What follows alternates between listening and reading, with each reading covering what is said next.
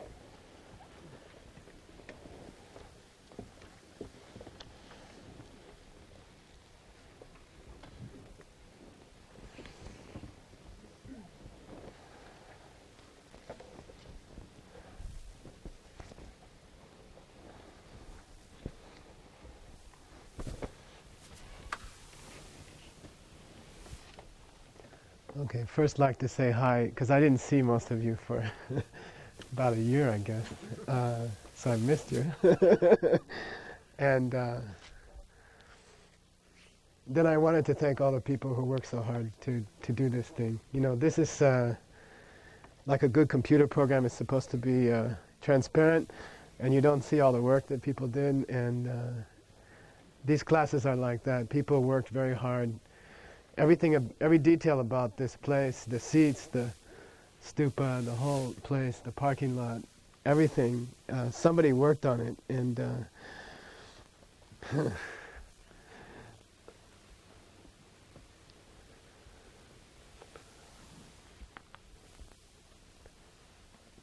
And those people usually just, I always cry, I don't know why.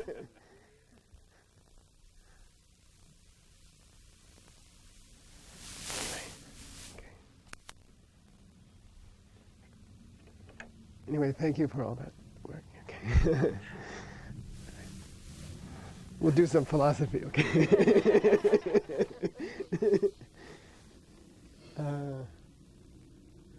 Then I don't know if you're like me. Anyway, thank you all those people.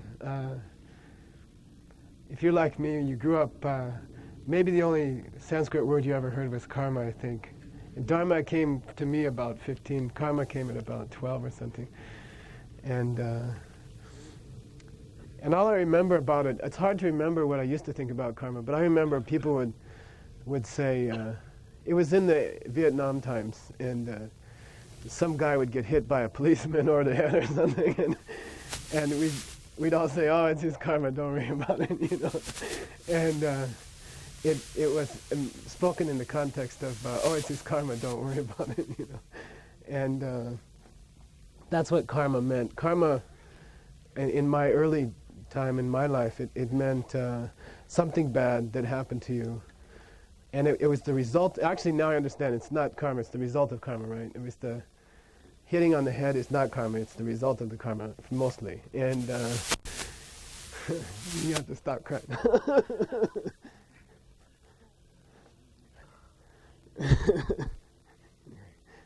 But that was, later I found out that's wrong. Karma doesn't mean that.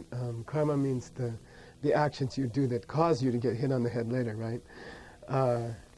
And that's what karma means. So I think, and then as I learned more and more, especially in the monastery, it got more and more clear what karma really means and how karma works. Karma for me went from one of those things that, it's like past lives. It's one of those things that you're supposed to believe in, but you don't really believe in because you didn't grow up with it. And then later it starts to shift over. As you study more and more, it starts to shift over to something that sounds possible. It's called Dungir Gitetsom in Tibetan. It sounds possible. Maybe it's true. And then as you learn more and more, it gets into the realm of very possible. And then as you study more and more, it gets into the realm of, oh yeah, that's exactly, it fits exactly. But we have a handicap. You know, we're Americans, most of us. You didn't grow up with that idea. And even if you did, I'm not sure they understand it. You know, people who grew up with the idea, I'm not sure they really understand it. I don't think even people in countries that are Buddhist can explain to you why karma works. And I think, so maybe to be handicapped is almost an advantage, because you have to be convinced. Somebody has to convince you how karma works. Otherwise you don't, you can say I'm a Buddhist, you can say I believe in karma, you can even do good things and think you're going to get something nice out of it, but you don't really understand karma, and you don't know how it works, and you don't believe in it really, because you still do a lot of more bad things than good things. So the implication is that you really don't believe it, you know, because you just keep doing the things that, according to the laws of karma, will cause you great suffering. So I don't think you really believe, I don't believe in karma. I didn't believe in karma. I was a Buddhist and I studied for years, but if you hear a really good explanation of karma, and if you piece it together from all the different schools, I think you can believe in karma. You can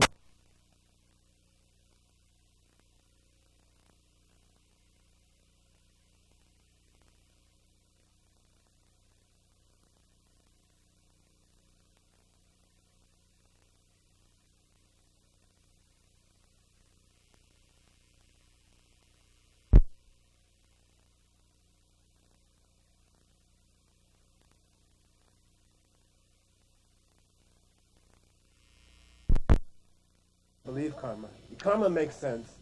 And if you get all the information and you're a normal American person with a normal mind, if there's such a thing, you can accept karma. You can believe it. You can say that makes sense. That makes more sense than every other explanation I ever got. But you need the information. Once you have the information, I don't think you have any problem with karma.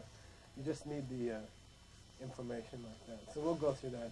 I'm uniquely qualified. I'm better than all the lamas that ever came here, because I'm full of mental afflictions, and I do bad karma on a constant basis. So I can relate to you, you know? And you can relate to me.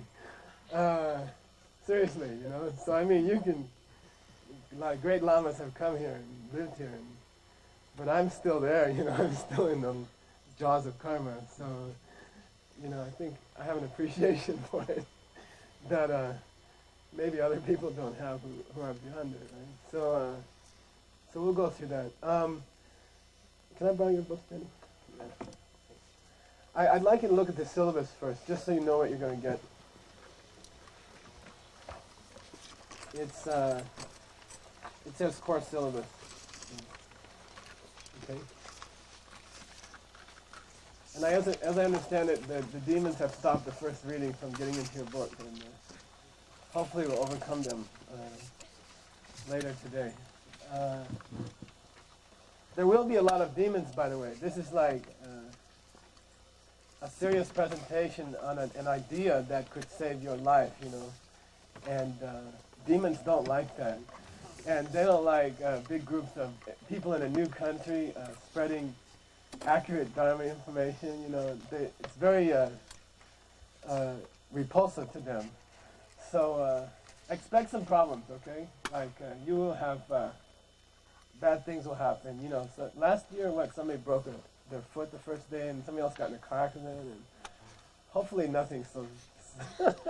Hopefully it's just like a half hour of extreme anger at one of your fellow students or something, you know? But fight those demons, okay? I mean, expect them. They will come, okay? I mean, a whole week of sweet teaching on karma, there's got to be some pissed off demons, okay? So stick in there, all right? And don't you know, when your mind starts to wander or you get a mental affliction attack, just calm it down, okay? And don't get discouraged, okay? That's a honor that they are interested in us, because usually we just roll over and play dead, you know? Okay. All right. First one, class one. This karma is a course that's part of a larger program. You know, we have this 10-year, 5-year program. In New York, and maybe 7 or 8. Okay, don't get worried. But it's in the context of a larger course. So this is the first course that treats the beliefs of the Abhidharma school of Buddhism. So the first class is actually more meant for people who are taking the whole spiel, and you're going to get a background on what's Abhidharma. What does Abhidharma mean? Because the great teachings on karma are all found in the Abhidharma teachings. I mean, most of them.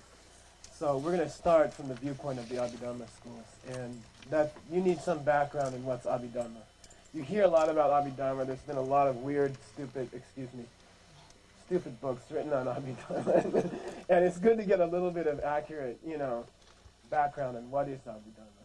Okay, so that's really the first class to this morning. Second class will be what is karma? What's karma made of? You know, what is the nature? What is karma made of? And then we're going to get into the school, the Abhidharma school, which is called the Detailist School by Bhashyakar. And what do they believe karma is made of? And they have this idea of like a cosmic photograph. Like when you squish a bug, there's this cosmic photograph taken. And we're going to go into that idea of karma. That's a special idea of karma that they have. That's not accepted by the other schools. The third class is going to be different kinds of deeds. What is good karma? What is bad karma? And also, what role does motivation play in karma? Class 4, I think, if you're like one of those people that's trying to figure out which 3 classes you really want to come to, class 4 is important. Okay, class 4 is what kind of karma gets you what kind of results. You know, we talked about it last time I was here. You guys wanted to fix your road, and you were asking what kind of karma. You know, I believe it comes from harsh speech or something like that. And I see you got a little progress here. So, I mean, there's very amazing correlations between, you know, like sexual misconduct would cause you to live in a polluted city, for example. You know, I mean, those, you wouldn't understand that. You wouldn't guess that. And so class 4 is important for that. Class 4 is all the correlations between different kinds of karma and different kinds of results that you wouldn't normally understand. You'd never be able to figure them out yourself.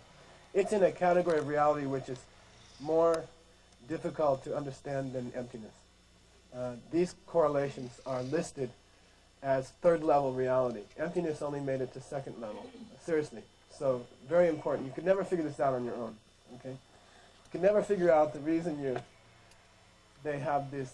I used to have this rotting vegetable stand outside my apartment in New York. Is because I was looking at girls in the bus station or something. You know, I mean, you would never figure that out.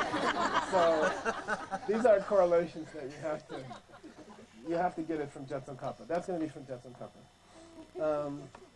Class 5 is also extremely important. Okay, if you're going to make it to 1, I think 4 and 5 are important.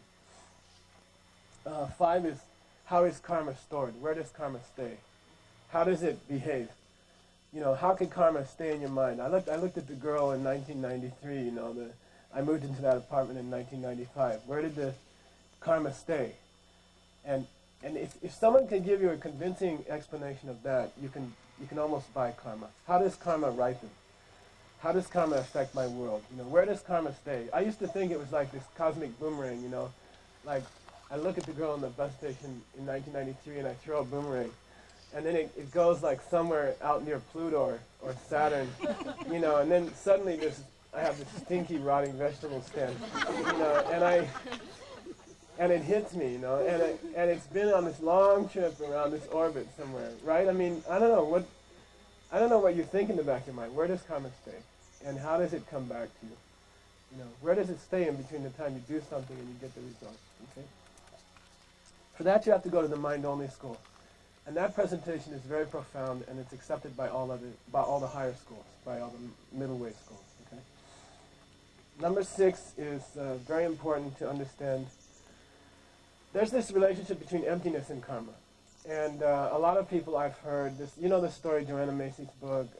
They go to a Buddhist conference at this luxury hotel in somewhere, and they're on their way out, and one lady's checking out, and she drops her suitcase, and it falls open, and all the hotel's towels fall out. You know, and they're all standing there, and she says, "Oh, don't worry, it's empty anyway. You know, it's all empty anyway." I mean, that's classic wrong view. That is the most pure wrong view you could ever hold, I think. To think that because things are empty, you can do whatever you want. You know, things are empty, so the laws of morality don't apply to me. You know, this is like the most destructive and terrible wrong view you could ever have. So we have to see how emptiness and karma, they actually complement each other. If there wasn't emptiness, karma couldn't do its thing. And we have to study that. That comes from from Master Chandagirti and from some monastic textbooks. Okay.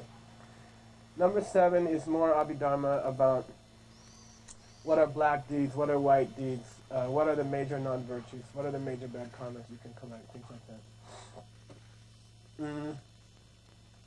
Number 8 is the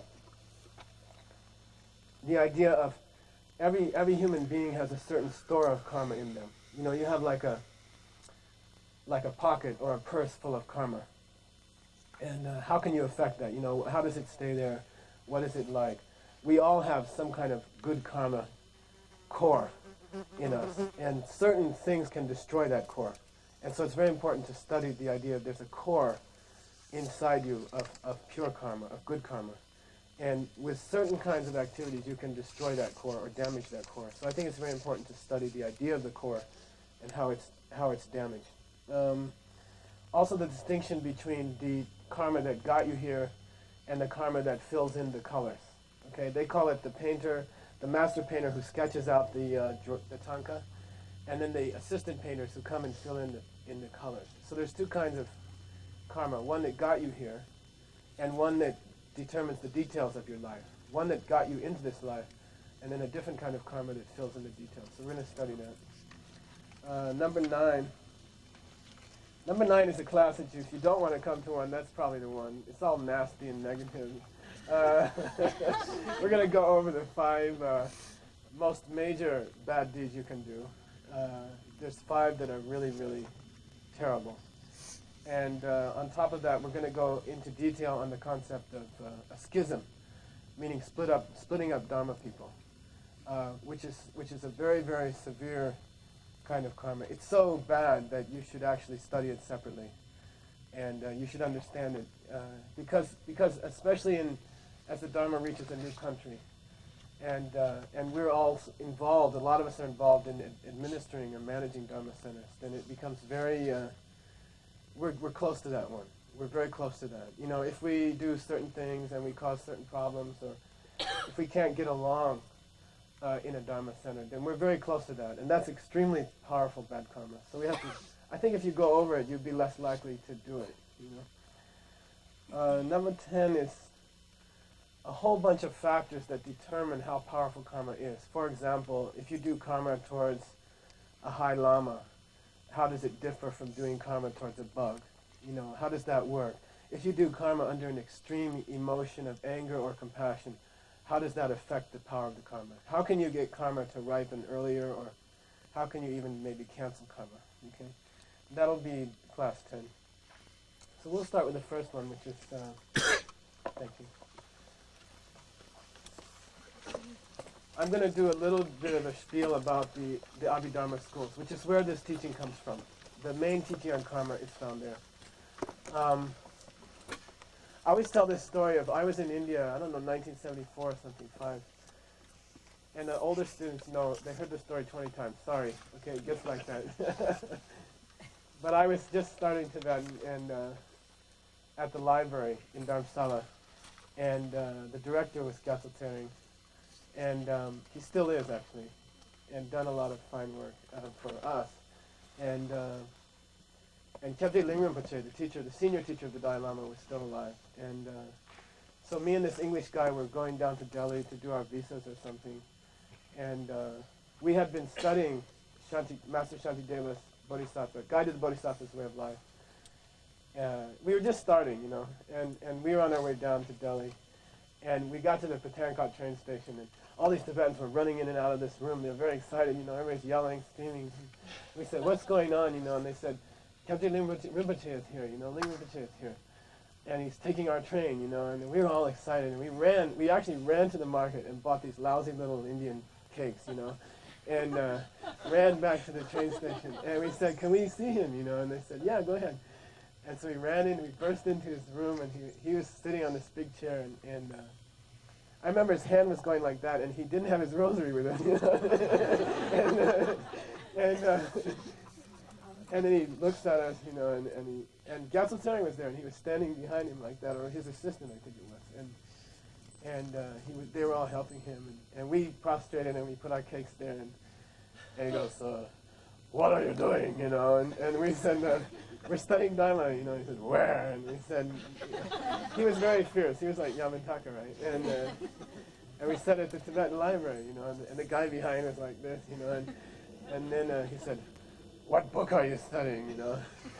And then we were like, and the guy behind him was going, and he was trying to say the Tibetan Shinjuk for Bodhisattva's Way of Life, you know, and we were like, and it was very, very embarrassing for everybody. So I think it's important to know the book you're studying, okay? So you're going to be studying Abhidharma Kosha. In case you meet, you know, somebody like that.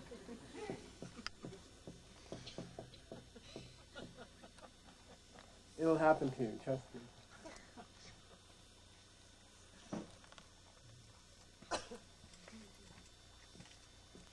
If you have any inclination to try the Tibetan track, do it, okay? Don't be lazy.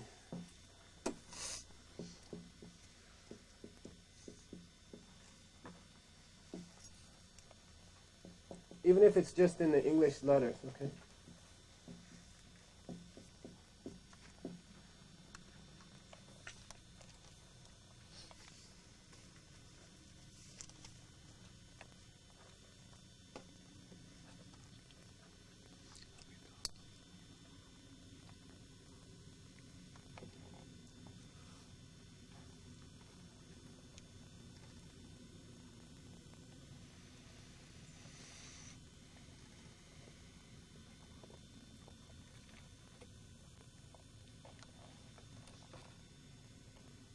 going to be studying, this is from the chapter on karma is the fourth chapter. It's the fourth of 8 chapters in the Abhidharma Kosha. Abhidharma Kosha is one of the great 5 books that we study in the monastery. The Geshe course is designed around 5 great books.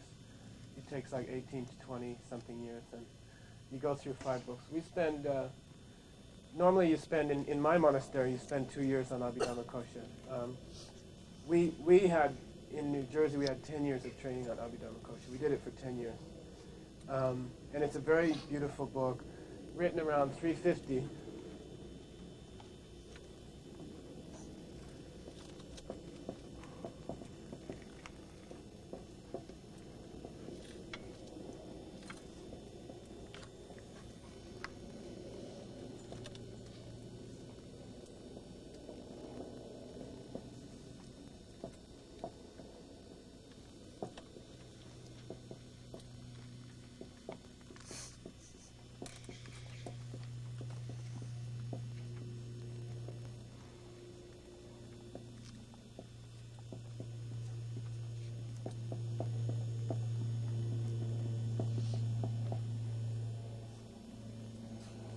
By Master Vasubandhu, whose name in Tibetan is Lopan Yignan.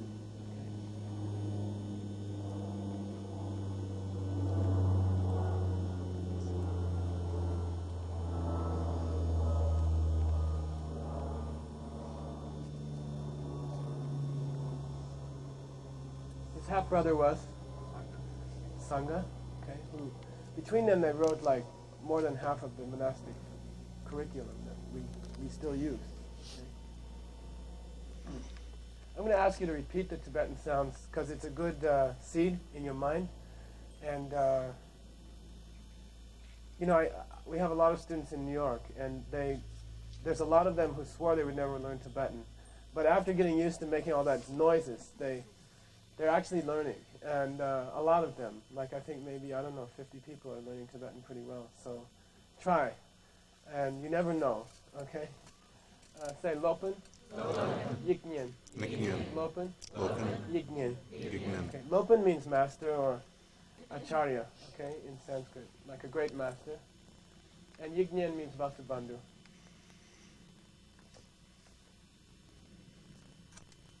And the book he wrote, this book that we're going to study, please try to say it. Ch, Lumba, Z. Ch, Lumba, Z. Okay, Chulumba is the Tibetan for Abhidharma, okay, Abhidharma. And Z is the Tibetan for Kosha. And I'll go into the meaning of the title of the book.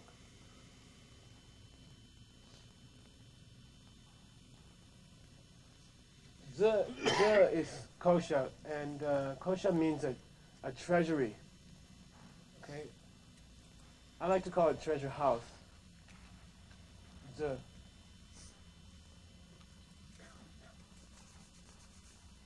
There were originally, in the time right after the Buddha, there were 7 great books on Abhidharma. There were a collection put together. There was a collection put together named the Great 7 Books of Abhidharma, and a couple of them were even composed by direct disciples of the Buddha, Modgalkipu and Modgalyayana and Shariputra. But the direct followers of the Buddha wrote down 7 different books on Abhidharma. The Abhidharma schools believe that these books were spoken by the Buddha and written down by his disciples. The other schools say, come on, it was just written down by somebody. I mean, it was composed by people just after that, just after the Buddha. So there's an argument about whether the 7 great books of Abhidharma were spoken by the Buddha or not, A. B, whether they were written down by people who had seen who had become arhats already or not, people who had reached nirvana or not. So there's an argument about it. But anyway, there were 7 great books of Abhidharma. Only a part of one of them has reached Tibet. Okay, only one of the 7 books, and only pieces of that book are in the Tibetan canon. So we don't have much of that left. But in the early days, by 350 AD, Master Vasubandhu had studied those 7 books, and he had taken out of the 7 books the most important information. And he put it into a thing called the Z, the Kosha. So Kosha means he took all the most precious, they call che chepa, meaning the very, very most precious things out of the 7 books, and he put them into the treasure house. Okay, he took the jewels out of the 7 great books of Abhidharma and put them into his own book called the treasure house. Sometimes they say the treasure house is the 7 books, and he swiped the treasure out of them and made the treasure of Abhidharma. So it's a pun. The word zi, kosha, can mean either the treasure or the treasury. Okay, either the mullah or Fort Knox. You know what I mean? And so it's a pun, and it's hard to translate.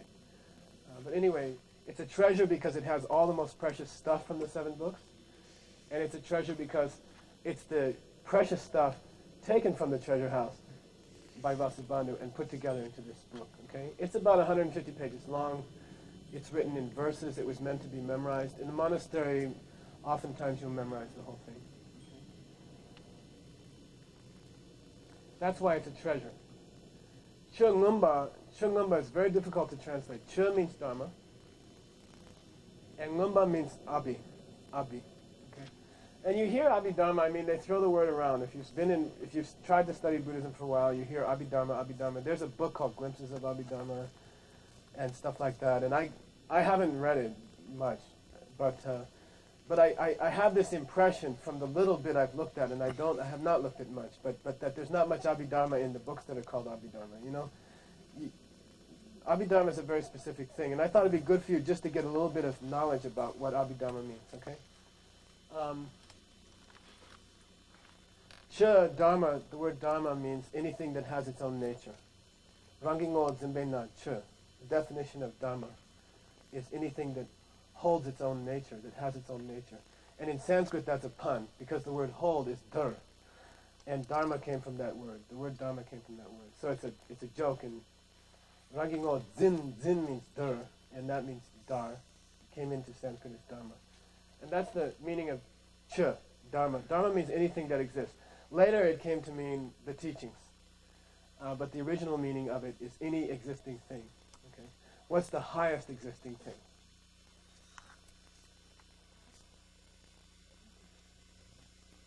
Huh? She said emptiness. That's pretty cool. How about, Buddha. Okay? Buddha or Buddhahood. Okay? You can say that's probably the highest existing thing. When you're in the Hinayana schools, which is where we are, they would be emphasizing more nirvana. Okay, so the Dundampe Che, or the ultimate Dharma, in this case, highest Dharma, especially in this school, is nirvana. Okay, and by extension Buddhahood, different things. So this Che here in Abhidharma, the Dharma in Abhidharma means nirvana, because it means the best Dharma, meaning the best thing that ever existed. Okay, is nirvana. And Abhi, or Ngumba, is explained by the Tibetans as Ngundu Chokpa. Say Ngundu Chokpa. Ngundu Chokpa. And then otherwise explained as Ngundu Chepa, which means it gets you there. Okay, it takes you up to there. Ngundu Chepa means it gets you there. Okay, what? To where? To Dharma. Yeah, highest Dharma, Nirvana. So Abhi Dharma means gets you to highest Dharma, means gets you to Nirvana. Abhidharma means something that gets you to nirvana. Abhidharma means gets you to nirvana. Okay. Dundambe chula ngundu chepe na chungamba. Okay, in Tibetan. It's Abhidharma because it abhis you up to Dharma. Meaning, it gets you all the way up to the highest Dharma, which is nirvana. And that's the meaning of Abhidharma. Okay, that's the meaning of the word Abhidharma. And it's one of the 4 schools of Buddhism emphasizes this book. This is their main book. It's the Abhidharma Kosha. Okay? And it's still studying in all traditions of Tibetan Buddhism as the main book for the study of this school. I'm going to give you the name of that school. There's 4 great schools of Buddhism from ancient India. Don't get them confused with the 4 traditions of Tibet. Okay, it's not like Nyingma, Sakya, Kagyu, Gelugpa. Okay, it's not that.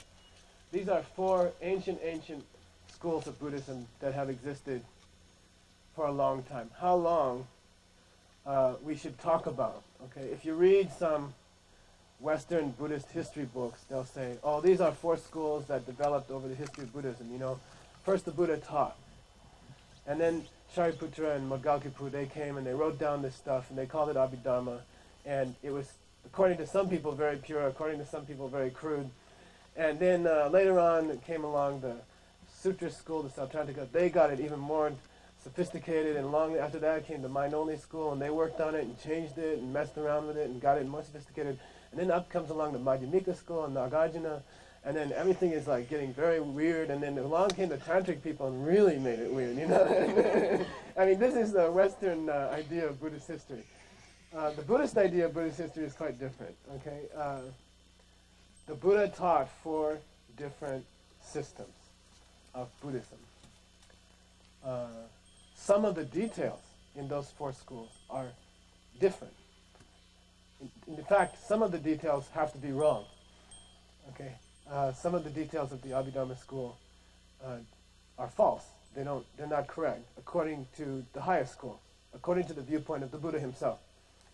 They're not technically correct. So why did the Buddha teach? And that's true of all 3 of the lower schools of Buddhism. In fact, the lower 3.5 schools have details in them which are not correct. So why did the Buddha teach these things? Like that idea of a cosmic photograph that I talked about, that's not accepted by any other school. We'll go through it and why. But no other school says that. Why? So why did the Buddha teach it? I mean, obviously, why? It's useful. Okay? If there's a kid there and he's not going to put up with this long explanation of emptiness and karma and motivation and all that, and he's just squishing a bug, you say, listen, there's this guy up there with this long piece of paper. He's got this long white beard, and he's taking notes. He's watching you. He's watching you, Johnny. It doesn't matter if you step on that bug when I'm not around, okay? Same thing, And he's up there and he's got this list. And when you die, you go to this big cloud over there, and there's a gate. And they got that list at that gate, And they're going to say, oh, Johnny Smith, you squashed a bug when you were 6, you don't get in, I mean, this is a fiction, right? But it's useful. I mean, Johnny won't squash bugs. And if you're a parent, you'll notice you'll be inventing schools constantly. So the Buddha did the same thing. I mean, he had to. I mean, and technically speaking, they're not true. But they're very, very useful. And in the monastery, and in Buddhism in general, you're highly encouraged to learn all of the schools. You must learn all of the schools. Because it makes your toolbox bigger. If you meet a person who can't buy a certain idea, you can go down to a lower school and get that hammer and use it on them, and say, well, there's this cosmic photo thing too. Did you hear about that? And then they need that speaks to them. It helps them. So you got to have a big toolbox. You're supposed to learn all of the schools very well. So when people say, do you study Hinayana? We say, sure. Actually, I spent first 10 years of my monastic life studying Hinayana, which is more than I think they might study in most Hinayana monasteries. I don't know. But we do, and you must learn Hinayana. And it's very, very beautiful. And it's very, very wonderful. And it's this beautiful, beautiful system. And you have to learn it. And you have to respect it, and you have to love it, because you can use it to save people. Johnny won't collect bad karma. I mean, he won't understand why, but he just won't get in a car accident 30 years later. It's very useful. It's okay. And you must master it. And they're beautiful, beautiful systems. The Abhidharma system is extraordinary. It's very beautiful. It's also very difficult and very dry. Okay, and it's kind of hard to study unless you're debating it and stuff like that. But that's the Abhidharma school. I'm going to give you the 4 schools.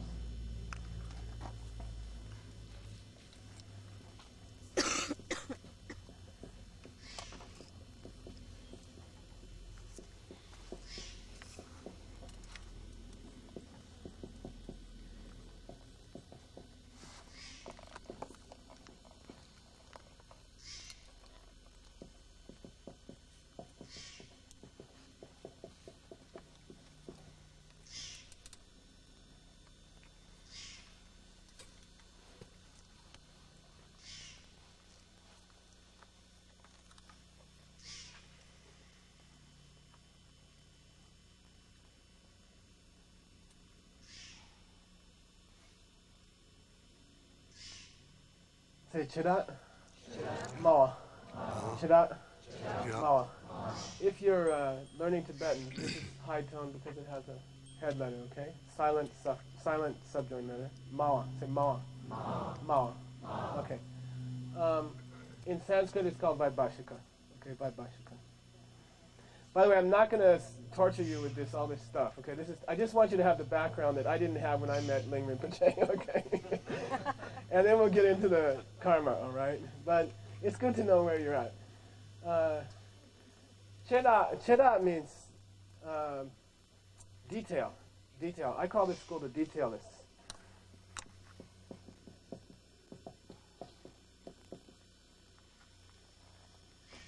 The detailist school. Is it because they get into great detail? No. There was a summary of the 7 great books of Abhidharma called The Detailed Explanation. It's called Chedaktu Shepa Chembo. In fact, there are probably 2 of them. But there was this book called The Detailed Explanation. And somebody went and made a summary of the 7 great books of Abhidharma and called it The Detailed Explanation. These people love that book. These people swear by that book. And they're called the detailists because they followed that book called the Detailed Explanation. So Vaibhashika, Bhashika means to speak or to promote. Vai means various or detailed. So Vaibhashika means they're always talking about this book called the Detailed Explanation. So that's why they're called Vaibhashika. And basically you can think of them as the Abhidharma school. Okay? There is also a Mahayana Abhidharma, but that's a whole another story. When I say Abhidharma, I'm talking about this school, first school.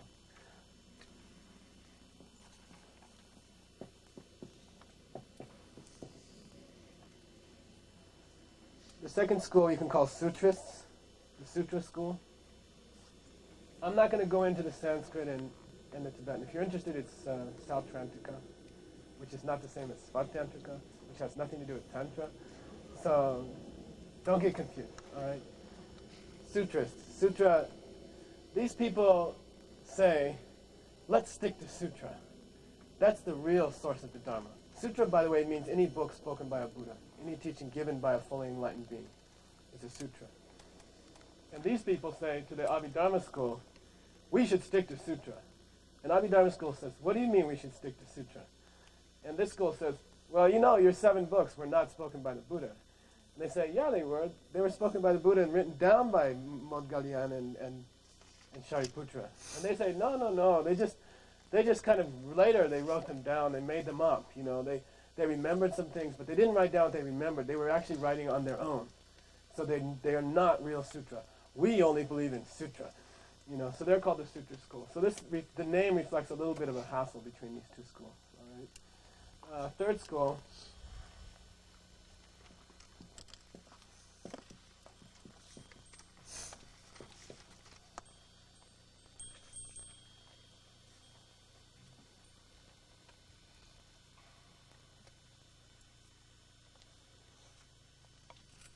It's called mind only. In Sanskrit, it's Chittamatra.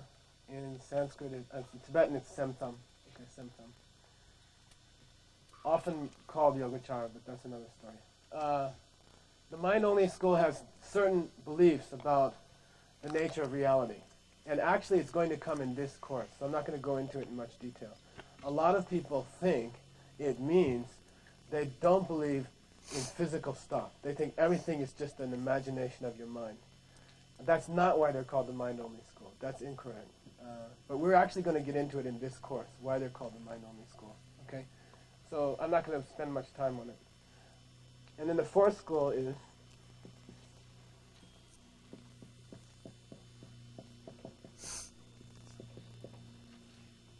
the middle way school.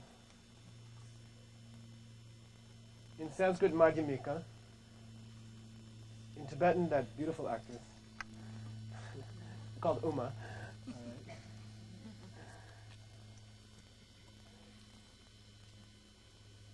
And the division, technically between Mahayana and Hinayana is here. Okay? These school number 1 and 2 technically are Hinayana schools. And schools number 3 and 4 are Mahayana schools. The difference between Mahayana and Hinayana is what, basically? motivation, she said, bodhicitta. I mean, whether or not if you're working for the enlightenment of all sentient beings, is the classic difference between Mahayana and Hinayana. If you read the Abhidharma Kosha, it's chock full of the word bodhisattva. There's tons of information about how to become a Buddha to help everybody. So don't take it too literally, okay? Don't get too hung up on it. I mean, a lot of people say, oh, that's Hinayana school, I don't need to study that or something like that. That's actually, there are many vows in the Bodhisattva vows about not saying that and not thinking like that. These are 4 beautiful crystal palaces built by the Buddha himself with slightly different architecture to address 4 different kinds of people. And they're all beautiful and fantastic, and if you could get into any one of them, it would be quite pleasant, So don't, it's actually against your vows to think, oh, that's Hinayana, that's Thailand, that's Sri Lanka, or something, very bad karma to think that. These are 4 beautiful systems put together by an enlightened being because he knew it would be helpful for people. And they're very beautiful systems. So those are the 4 systems that we're going to be talking about. We're in the first system here. The Abhidharma comes from the first of these 4 systems. Now, what is Abhidharma? Okay, what is it that gets you to nirvana?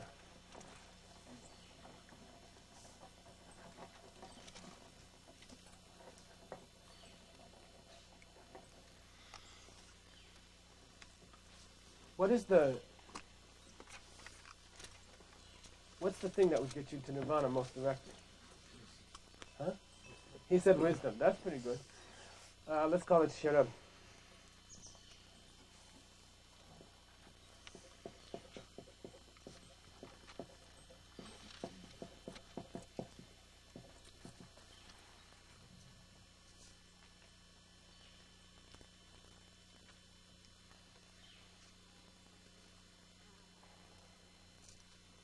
Real Abhidharma, real Abhidharma, real nirvana, getting you to nirvana is sharab. Say sharab.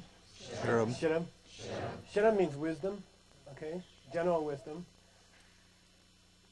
But in the Abhidharma teachings, in the explanation of the word Abhidharma, there's a specific kind of wisdom that gets you there.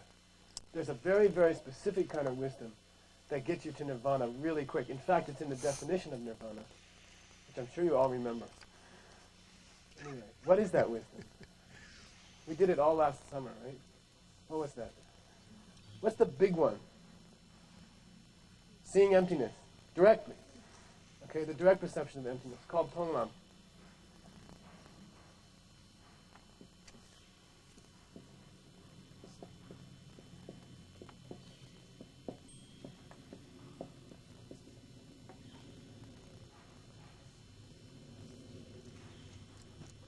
Real Abhidharma is tonglam. Say tonglam. Tonglam. Tonglam. Tonglam. Tong means to see something. Lam means that path. And in Buddhism, lam means a state of realization. So tonglam, path of seeing, means the state of mind in which you see emptiness directly. Okay, that's tonglam. That's the real Abhidharma. Real Abhidharma is that. It makes sense, even according to what we said last summer, right? I mean, it would make sense that the most important teaching you could ever have, the ultimate dharma, Abhidharma, would be the direct perception of emptiness. Okay. They also throw in gomlam for good measure.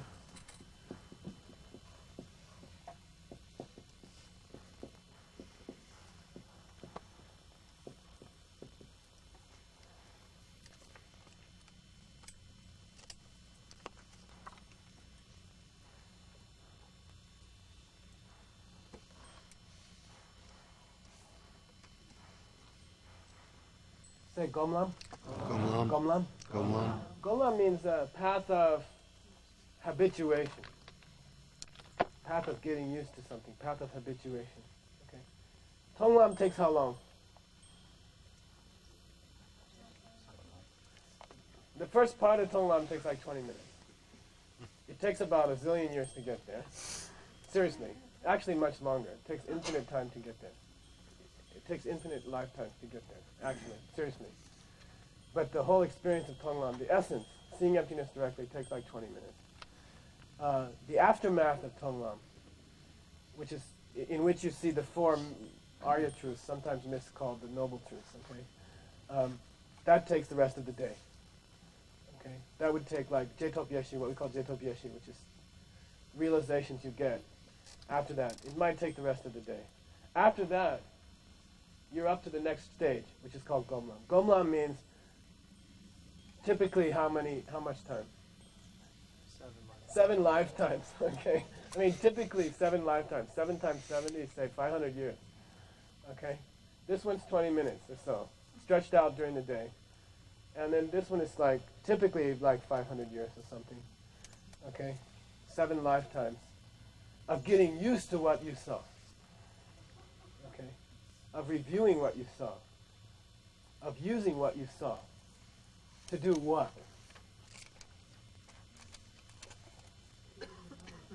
She said to get rid of your mental fictions. Okay, and that's the whole story. You cannot, according to Buddhism, it's totally, perfectly, absolutely impossible to remove any mental fiction without seeing emptiness directly. Period. Can't. Only upon seeing emptiness directly do you start removing mental fictions permanently. Okay, you can repress them. You can fight with them. I'm very good at that. They beat me up yesterday night. Anyway, I got them this morning. They pick on you. You gotta fight back, okay? They're bullies, right? Mental fiction. But every time you have a Dharma teacher, you get like vitamins, you know, and you can fight back, you know. Don't let them push you around, okay? But Gomlam, it's 7 lifetimes of using that 20-minute experience to remove your mental fictions forever, okay? When you do that, you reach the 3rd high path, which is just nirvana, okay?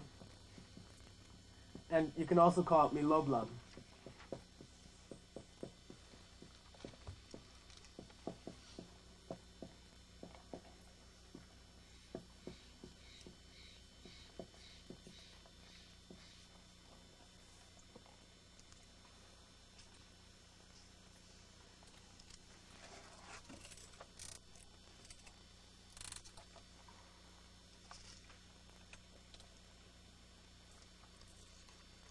Say Milop Lam.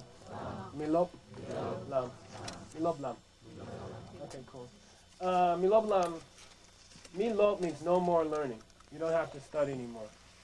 We did these long sadhanas, and my Lama taught us these long 2-hour sadhanas. You know, he said the best thing about getting to enlightenment is you won't have to do these stupid sadhanas anymore. You know? That in itself is a motivation, you know, to get enlightened, you know. You can have your evenings back, right? Milop Lam is that. No more learning, okay? Done, finished. Lam means path, okay? Milop means no more. You don't have to study anymore. That's nirvana, okay? What's the definition of nirvana? Cessation of mental fictions. What's the 1 by 1 mean?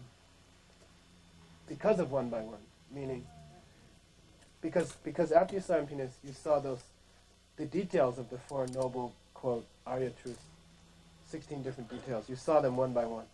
Because of that experience and because of that knowledge you gained, you were able to wipe out your mental afflictions permanently. That's the definition of nirvana. Okay? Nyundip malupa pangbe soso tango. Say nyundip, just for good luck, okay? Nyundip, you don't have to learn anything. Nyundip malupa pangbe soso tango.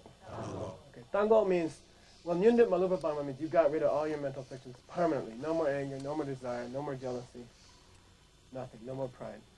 Be a big relief, right? They say, uk yung. You get rid of them permanently. Why? How? Soso tango. Because you saw emptiness directly, and you used the information you got, and you worked on it for how long? Typically 7 lifetimes. Okay, it can go faster if you get into tantra. Okay, you could wipe it out in this lifetime. Okay, and that's nirvana. If at the same time, by the way, if you have bodhicitta, compassion, ultimate compassion, when you reach Miloblam, you simultaneously reach pure, total enlightenment. Okay, if you don't have compassion, total compassion, and you reach Miloblam, you're what we call lower nirvana. Like, you still have a ways to go. But if you have compassion in your heart when you reach Miloblam, you become totally enlightened. Okay? If you want to get really technical, this happens around the 8th bodhisattva level, and then this is like around the 10th bodhisattva level. Okay? If you're on a Mahayana track. Long story. All right. I like to take a break in the middle of the class and let people stretch and get a drink and stuff like that, do a pee break, all that. So come back in like 10, 15 minutes if you can, okay? We'll take a break.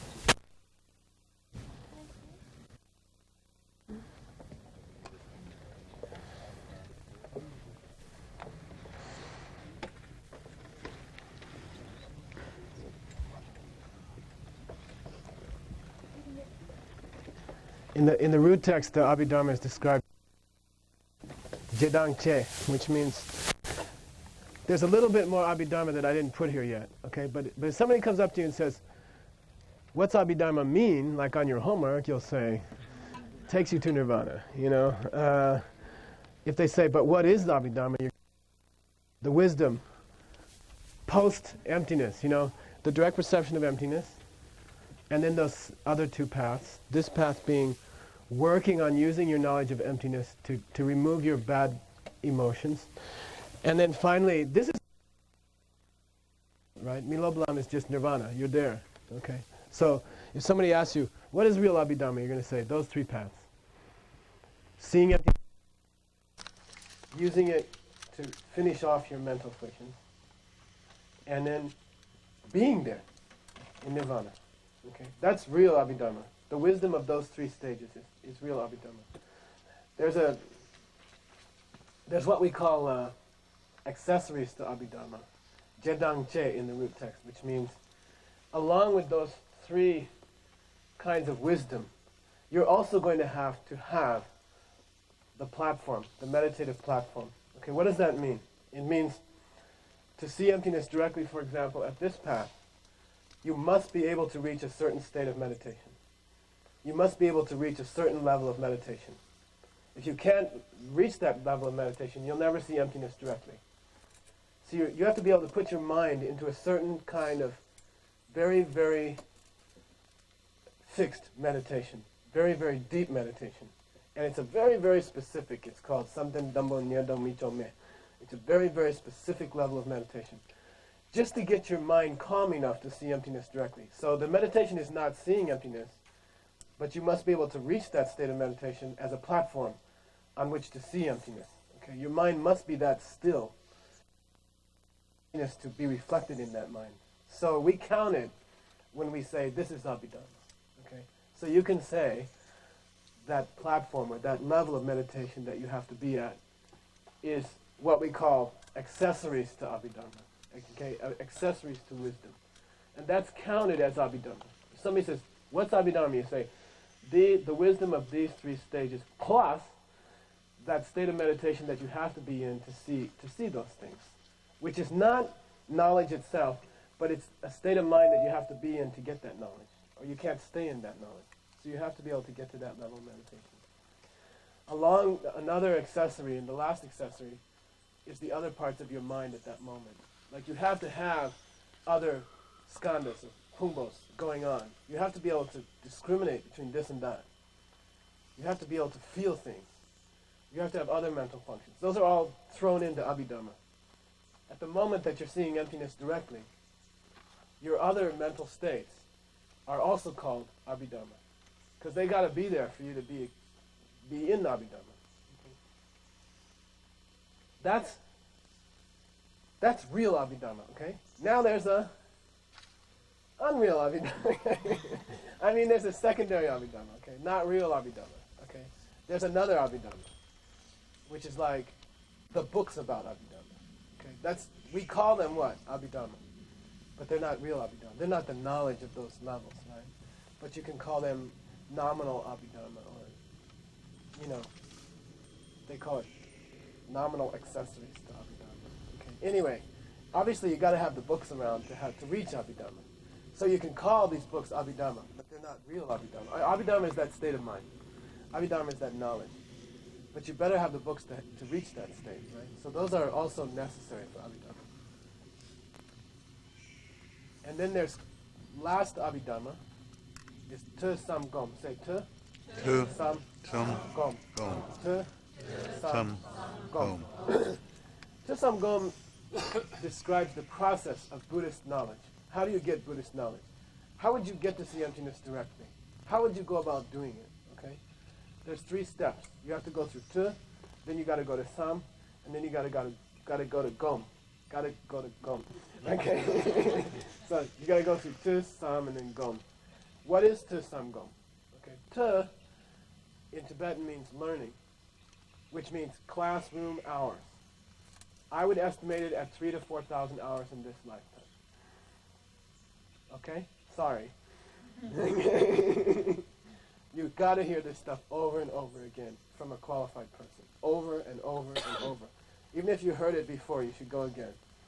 And you just keep going and going and going. It's Buddhist education. It's plain old, thinking. I mean, I shouldn't say thinking. It's plain old classroom hours. And there's no substitute for it. You must have it. With a qualified person, you must have many, many hours of hearing it over and over again. The skull is very thick, okay, like mahogany, right?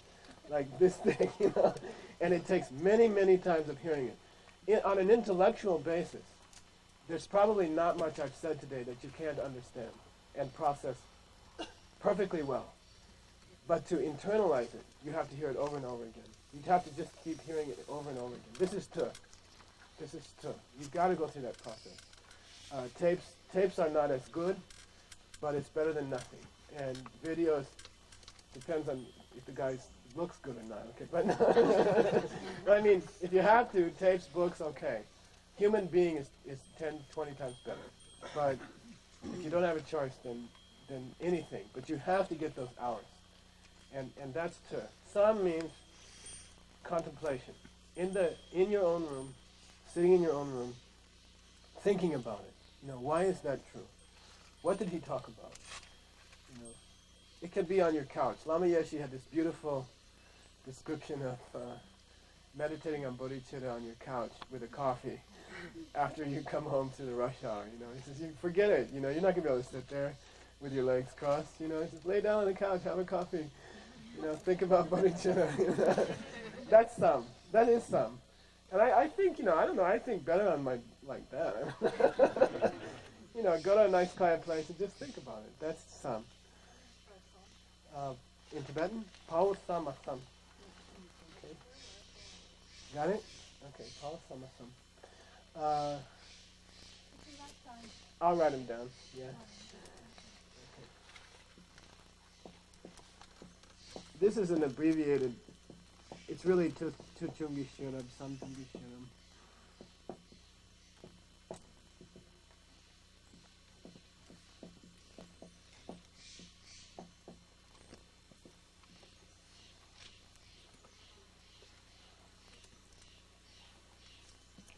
So it means raw classroom hours, no substitute for it. You got to do it. You got to have it. Especially people who are administering Dharma centers. We're starting to have this problem in New York. Don't let the administration cheat you out of your Tu. Okay? You're not helping anybody. You must complete your own Buddhist education. Don't say, I can't do it because I'm arranging the food for the retreat. You must put in your hour or two a day. Okay? Don't kid yourself. It's no good. We're starting to get it in New York. I'm starting to do it.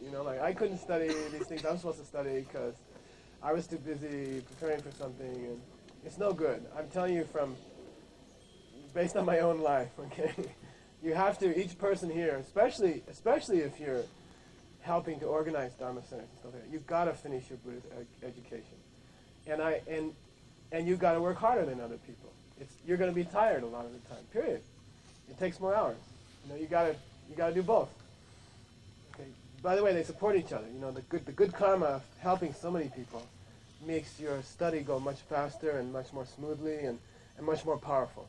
The more you do to serve other people in a Dharma center, then when you open up the book, which you must open up, it all like boom, it just comes automatically because you've been helping people. So, but don't cheat yourself and don't cheat other people. It doesn't work that way. You got to finish your tuh. Even if you are the director of the center. Okay, I'm not, okay. I'm speaking from myself. Because like in the last few years I've gotten this thing of, I don't have to study this morning because I have to interview a student at breakfast, and it doesn't work that way. You have to keep tuh. You have to keep up that process. Some contemplation, thinking about it. And then gom is meditation hour.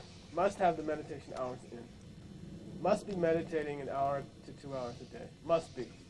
I'm not counting the preliminaries, and I'm not counting the water bowls and the vacuuming, okay? 1 hour of pure meditation without moving, on your seat. Preferably at one stretch if you can. Gotta do it. You have to do it. By the way, you do not enter any of these 3 stages, and you do not move between stages. My Lama calls it promotion, okay? Unless you're in deep meditation. It's always done in deep meditation. If you never get into deep meditation, you thereby exclude yourself forever from these 3 paths. You'll never get Abhidharma. You'll never be in Abhidharma. Because being there is only done in deep meditation. So you must be meditating like an hour or 2 a day. Must be. Okay? Have to be. Just forget the other stuff. I did it, I got all these phone calls, people screaming at me, I missed these appointments, There's one lady this morning, 2-hour phone call. Just forget it. You have to do your meditation, or you're not helping anybody. What do you have to do to have sweet meditation?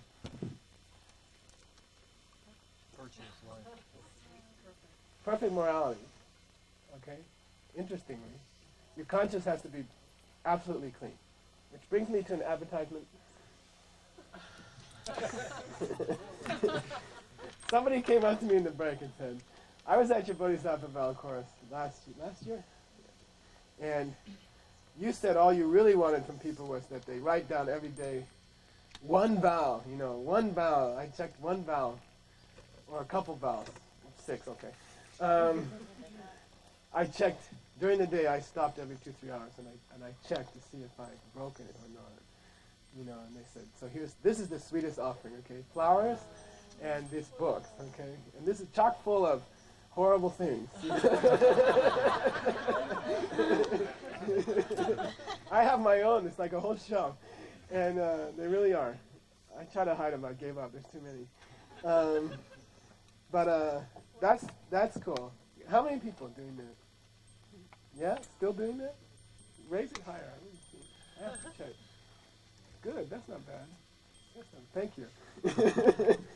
That's the ticket to nirvana, okay, really.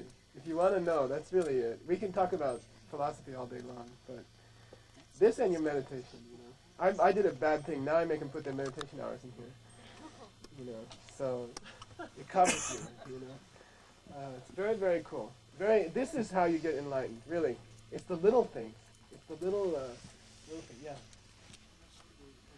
Oh, this book is like, I taught people Bodhisattva vows, and then every day, maybe I'll go over it later, okay, when we get to purification, but every day they check a few of them, like in a rotation basis. You're supposed to do all 6 times a day, tunduk, right? That's what tunduk is, if you know what tunduk means. If you don't, you're not supposed to know. So, but anyway, that's tunduk. And that's the meaning of tunduk. And if you do tunduk like that, then you get enlightened. And this is full of little things, I was at a Mexican restaurant last night. I was cranky. I refused to do this for somebody, at such and such a moment, And it's not like I didn't serve all sentient beings, So that's not how you get enlightened. Really, seriously, it's the little things. It's the little things, I made a mess at the Geshe house bathroom this morning, and stuff like that. That's morality. That's Buddhist practice. It's not like this cosmic thing, right? And it works. It really works. So anyway, we'll get to that later. Don't worry, I'll get back to you, and we won't say who they are.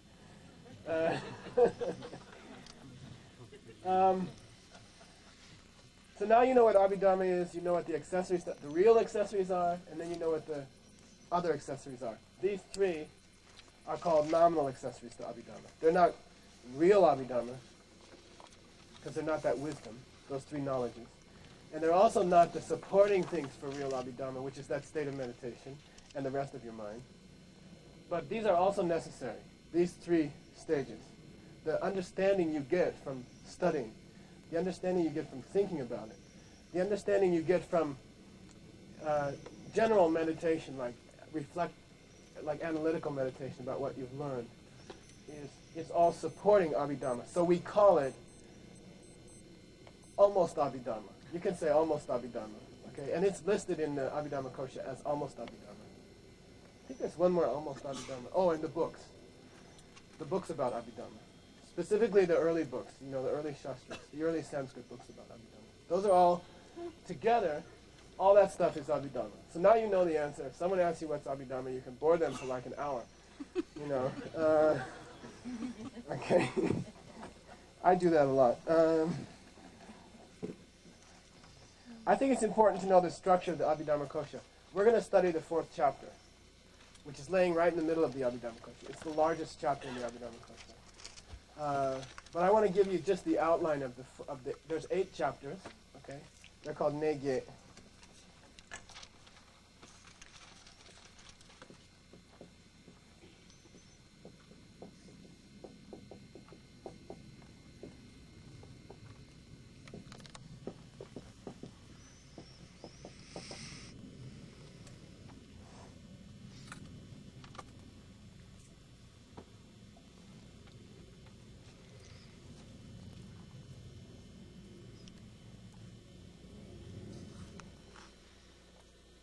Say nege. Nege. Nege. Nege. I don't know exactly why, but each of the great classics of Buddhism. By the way, when I say Asian classics, this is what I'm talking about, the 5 great books, right? It used to be 10, they cut it, Jetsun Kappa cut it down for us because we were too dumb. Okay, each of the great books from ancient India has different names for chapters. Some are called Liu, some are called Semke. And when you get to Abhidharma, it's Ne. Okay, Ne means, Koshasthana means chapter. Okay, normally it means place, but in this case it means chapter. And Ge means 8. These are the famous Ne Ge. And when you study Abhidharma Kosha, they say, oh, what Ne are you on? Oh, I'm on Ne number 4. Oh, you must be studying karma, right? Okay, these are the famous 8 Ne. Number 1.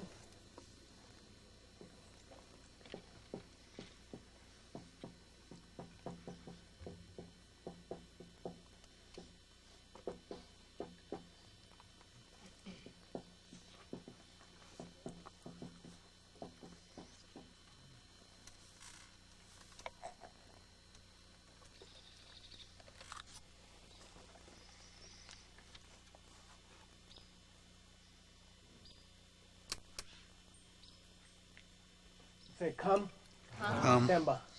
Come, Temba. Tempa. Come can mean a lot of things, and it's a very hard word. This is dhatu, like dhamma dhatu. It's a very difficult word. It can mean a bite full of food. Kam kise means a bite full of food. It can mean any kind of enclosed area, so I think the name for the eastern part of Tibet, Kam, came from that. And in Abhidharma system, it means the 18 great classifications of all existence. Okay, like they divide the whole universe into 18 groups. The whole universe can be divided into 18 dhatus, 18 huge divisions. That the first chapter of the Abhidharma Kosha is very, ambitious. He's presenting a classification of the entire universe. So you can call Kam classification. Demba means the teaching on the classifications, okay? And that is the first chapter. He attempts to divide the entire universe into 18 parts, and he's it's like, I don't know who did that, Roger did that in his thesaurus kind of. It's like trying to divide the entire universe into these categories, okay? You can shrink those down to 12, and you can take those 12 and kind of shrink them down to 5. And those 5 are the 5 skandhas, okay? So the Abhidharma Kosha first chapter is the ultimate source for the teaching on the 5 skandhas, the 5 parts of a person. The 5 parts of every person is also covered in the first chapter. Okay? And so the first chapter is, in general, a whole classification of existence. And I'm going to teach you the first line, okay? The first relevant line. Say Sakche, Sakpa, Me, Chunam. Say again, Sakche, Sakpa, Me, Chunam. Okay, that's the first line. I mean, there's an introductory verses, but that's the first real line of the Abhidharma Kosha. Sakche, Sakpa, Me, Chunam, Lama Tope, Duchinam, Sakche, Kanja, Dera, La, Sanam, very famous. What are we talking about in the Abhidharma Kosha? Sakche, Sakpa, Me, Chunam means all the things in the world, whether they're pure or impure. And that's the subject of the whole book. Pure things and impure things. Okay? Pure things and impure things. Things that get you enlightened and things that don't get you enlightened. How many of the things on this platform, around this stupa, are pure? And how many impure? Lama tope dujinam sakche. Lama tope dujinam. Every object on this platform is impure. Unless someone on this platform happens to have one of these high realizations in their mind at this moment. Okay, it's very interesting. Every single object on this platform is suffering. You know, every detail of every object on this platform is making suffering, is of the nature of suffering, it came from suffering. You know, it's total suffering. Every object on this platform is impure. It's useless according to the Dharma. It's very interesting. You know, except for maybe your ability to learn, or your interest in the Dharma, or a few little lams like that, a few spiritual states like that, the rest of your whole being is useless, and is something you will eventually get rid of. You'll discard it.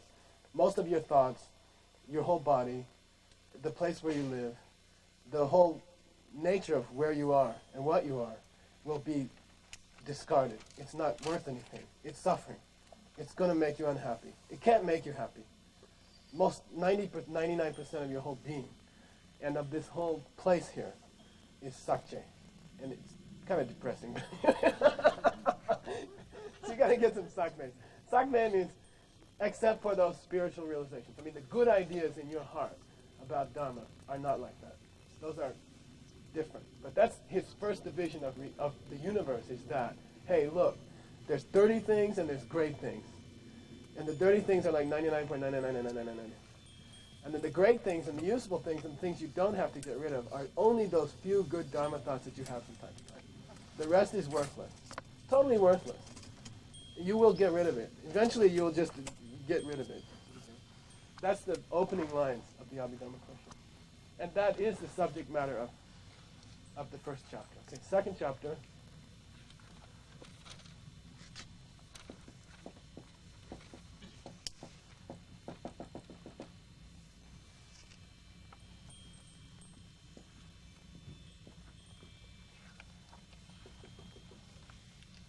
By the way, I don't say that in a very negative sense, and it sounds like, right? It's just that those are things that don't help. You're going to have to leave them behind anyway, you know, like your body and stuff like that. Eventually, those things, your possessions, you know, most of your relationships, they only make you unhappy, and you have to go to a higher level. And that's the point. It's not like, oh, you're all bad and feel guilty for the rest of your life. And if you have low self-esteem, I'd like to make it lower, you know. You know, it's not like that. It's like, how do you turn yourself into an enlightened being? You know, how do you rise above these things? It's a positive thing. It's admitting that this doesn't work, okay, which you may have noticed, okay? Say, Wangbo? Temba. Wangbo? Temba. I'm not repeating Temba because it comes in each chapter. The presentation on, okay, and then you fill in that one. Wang, you know the word Wang, right? What is that? Power, like an empowerment. The tantric initiation is called Wang. Wang means powers in the sense of your faculties, your eye faculty, your ear faculty, your nose faculty, your masculinity. These are all energies that exist in you. And there are like 22, I think. And that's this chapter. The second chapter covers those parts of a person in more detail. The second chapter also covers two other things. Buddhist psychology is covered in the second chapter. And it's really, really cool. All the mental functions. There are 46 separate functions going on in your mind, or that can go on in your mind, like feelings, feel things, the ability to have discrimination, anger, jealousy, concentration, all of those 46 different mental areas of your brain. You know those big maps of a cow and all the pieces. This is the realm. This is like a mind. You have a big brain there, and this is the Abhidharma second chapter gives that whole presentation. It's very cool. 16th centuries old. Beautiful psychology, really beautiful, and discusses all the states. Discusses sleep, for example, dreams, things like that. Really cool. So the second chapter also covers causation. All the different kinds of causes that exist, all the different kinds of results that exist. This is very important in Buddhism, and that's covered in the second chapter also.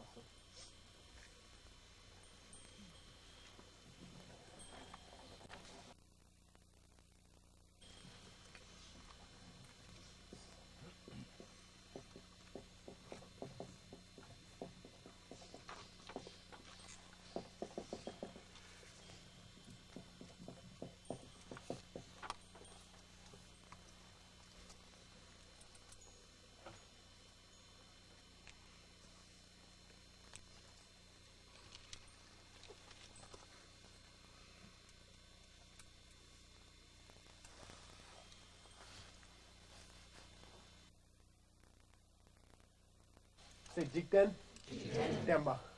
Jikten, Demba. I'm not going to repeat the word Demba, right? You got to copy it from over here. All right. Jikten means in Sanskrit loka, the world. The world. Chapter 3 of the Abhidharma Kosha is the presentation of the world. Okay. Jik means to perish, to die. Den means the base. And there you get a feeling of the Tibetan word for it. It's like the perishable foundation of everything. It's the world. Okay, and it's very beautiful. It opens up with a presentation of all the realms. Like what's the desire realm like? What's the form realm like? What are the hells like? What are pretas like? How do people live in the deity realms? It's a whole presentation of all those things. Then it goes into the what's it like? How do people live there? Where did they come from? There's a beautiful creation thing there about, this world was a garden in the beginning. And it goes into the garden legend. It's not a legend. It's, according to Buddhism, it was a garden originally, and then people started to do bad deeds. And then it goes to the idea of a kalpa. It presents all the kinds of kalpas, these huge sine waves of history that go on for zillions of years. The creation of planets, how they come into being, how they're destroyed, where did our planet come from. It goes into how the sun will supernova at the end of this planet. It describes how this planet will burn and then melt and then vaporize as the sun expands. It's very beautiful. Yeah. It goes into the measurement of space and time down to subatomic particles and up to light years. Very beautiful. It has like 16 levels of subatomic particles. And then goes into huge descriptions of interplanetary. Then it goes into time, the measurement of time, from microseconds, from very infinitely small divisions of seconds up until eons of millions and millions of years long, and these huge cycles that the planet will go through. It's very beautiful. All the different ways that this planet will be destroyed by war, including an extraordinary weapon that will turn to fire, the world into fire or something. It's really interesting. And these big cycles that this planet will go through, and the beings on this planet. It also goes into the bardo, the teaching, the state between death and birth. And if you really want to learn the bardo, learn it from the Abhidharma. There are some later books which are wrong, or which are incorrect. Like some of them in our monastery we're not allowed to study.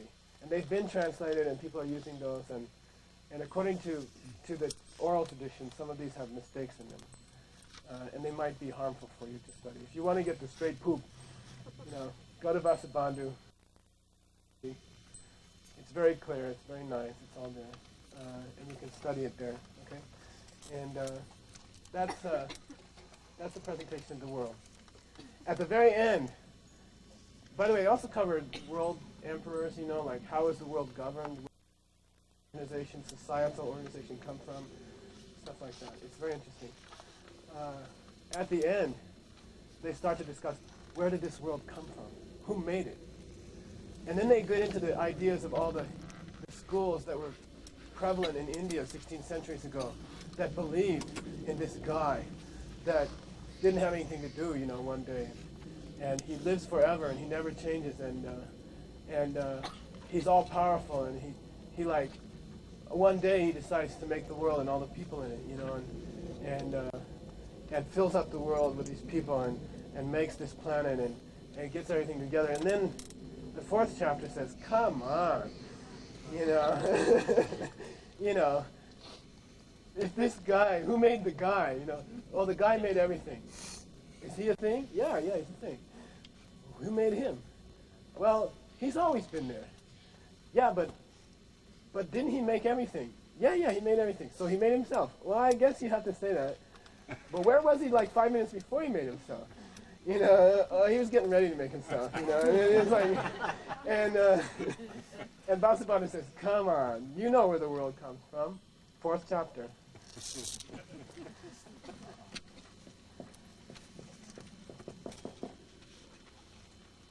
Very simple.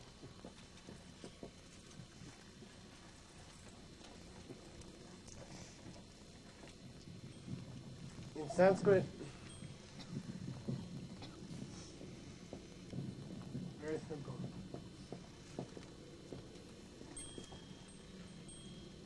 Okay? The presentation on karma. Okay, the opening line of the fourth chapter. Lele jikta natsuke. Come on! Karma made the world. Wake up! Don't blame it on some guy. Don't blame your problems on some guy. With a big sign. Okay? You caused it all. It's your problem. You invented it. Okay? From your karma. And that's the connection between chapter 3 and chapter 4. Who made the world? You made the world.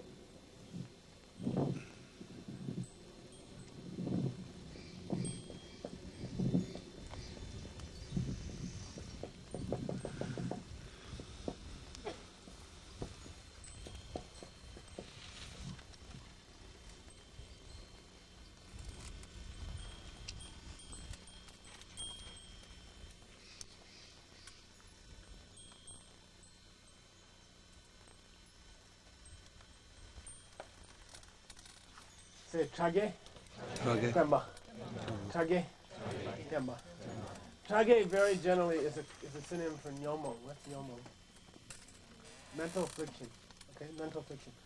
How's nyomong defined? What's the definition of mental affliction? I mean, it's a hard word because so many words are used to define it, right? I mean, in English they say delusions or afflictive emotions. I can hardly say that one. Very simply, Ran Gundengi Kazaki Gyu Mashiwa Chepena Nyomo. Something is a mental affliction because it screws up your peace of mind. Period. Okay? If you have one, it ruins your peace of mind. That's the definition of a mental affliction. You can call it whatever you want. Okay? Sometimes I think bad emotion might be better. Sometimes I think bad thought might be better. Afflictive doesn't even, I don't know. Anyway. Delusion I think is dangerous because delusion is not mental affliction, it's the cause of mental affliction. So I think you can get into a problem there. I wouldn't call it delusions. Because that to me is the misunderstanding that creates mental affliction. The mental affliction is a result of delusion. And we'll get into that. We'll talk about that.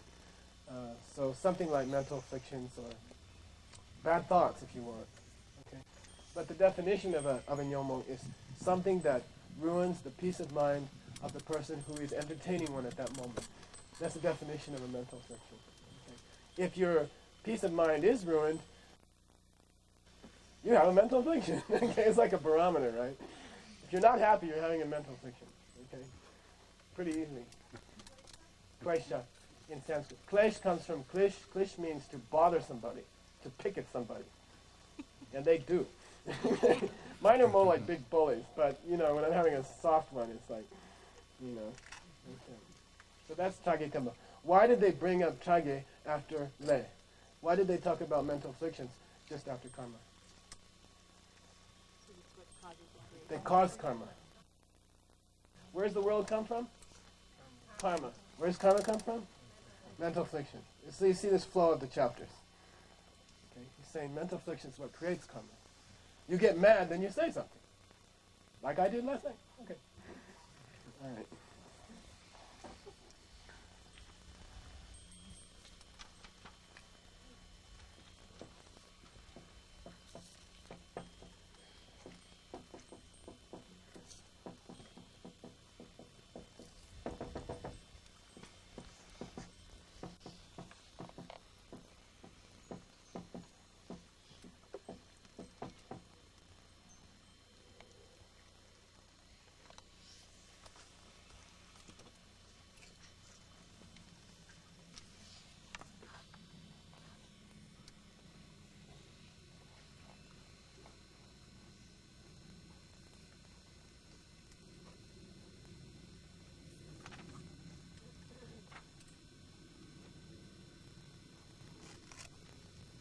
Say lam dang, kang sat.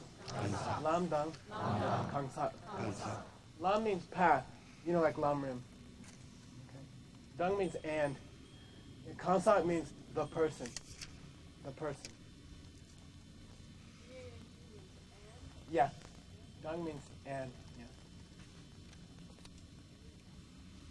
Yeah. G. Dang. Dang means. And kang sat. Kansat means person. So in this context, lam means, why would this come after nyomos? Why would this come after mental affliction? How we get rid of them, right? Path. The path. Okay. So chapter 6 flows from chapter 5. Like, how do you get rid of these nasty little critters in your mind? Okay. Do you need lam? And then Gansak in this case means all the levels of people who are practicing. You can say practitioner maybe would be better. The path and the practitioner. Like, what are all the different permutations? There's like 20-something different levels you can be on. Path of seeing, path of habituation, Mahayana track, Hinayana track, listener track. There's all these flow charts. And that's Kangsat. Okay, where are you on that chart? We're not on the chart yet. Okay, that's another story. All right.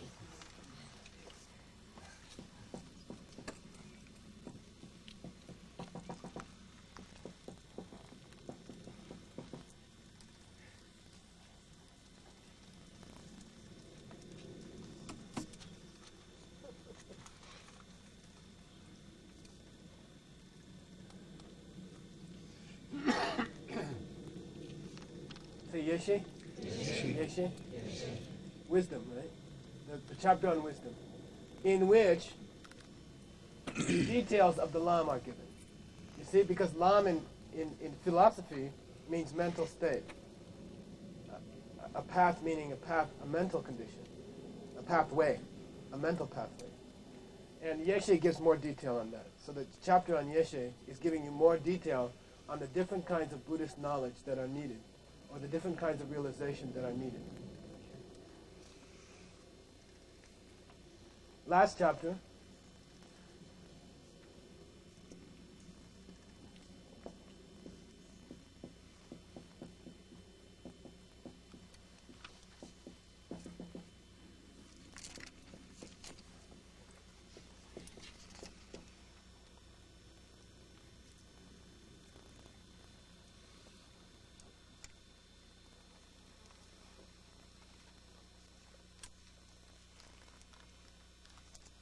Nyomjuk. Nyomjuk. Nyomjuk normally means meditation, balanced meditation. Balance between what, mainly? Nyom means balanced. They try to translate equipoise, equilibrium, stuff like that. But what are you equally posed between? Say again? Yeah, Chingwa and Gopa. Chingwa means dullness, mental dullness. Gopa means restlessness of the mind. And Nyomjuk means you're between those two. You've overcome those two. And by the way, it's just like, have you ever read that, I think it's Windhover, there's a poem, famous poem. What's it? Gerard Manley Hawkins. He says, don't think they're just gliding there. They're constantly, it's like when you drive, he's describing a bird that's flying in the sky on a updraft. And he says, don't think they're just, playing there. They're making constant corrections. They're like this. It's like when you watch a person's hands when they drive a car. It's not like they're holding, when you first started driving school lesson and you're like holding it and the car is going like this. Then you go, and then the car goes like that, and then you find out you're supposed to go like this all the time. And it's true with meditation. You're weaving a line between Chingwa and Gopa. Your mind starts to get a little dull. You steer it back to level, and then it gets restless. And the act of steering it back makes it go too far. And real meditation is this struggle to stay between dullness, which is, for example, created by eating too much before your meditation, not getting enough sleep before your meditation, not sounding an alarm when your mind is stuck on some object for a while and the meditation is going, and that's all Chingwa. And then Gopa is like, what do I got to do today? I got some stuff at work to do today. I got this good Dharma project. I got to work on that today. And your mind is just skipping around. In its most gross forms, it's like, I smell some food, or I think you have a song going in your head, like Mama Ru, something. And this is Gopa. So these are all, and you're trying to go between. You're trying to thread a line between the two extremes. And that's Nyom. That's what Nyom means that. Nyomjuk means to stay there. But don't think it's just staying there. It's this constant correction thing, And you never stay there because your mind is moving. Is it a chapter on meditation? No. It's called the chapter on meditation, but it means, actually in this chapter they cover some other qualities of an enlightened being and some other kinds of knowledge that they didn't cover in chapter 7. So it'd be nice to call it the chapter on meditation, but it's not a chapter on meditation. That's covered elsewhere. By the way, breathing practice comes from the Abhidharma also. That whole thing about watching your breath, which is so popular, is taught in the Abhidharma Kosha. It's called Ukjunguk. And but it's taught as a method and not an end, okay? It's taught as a way to calm your mind down so you can start meditation.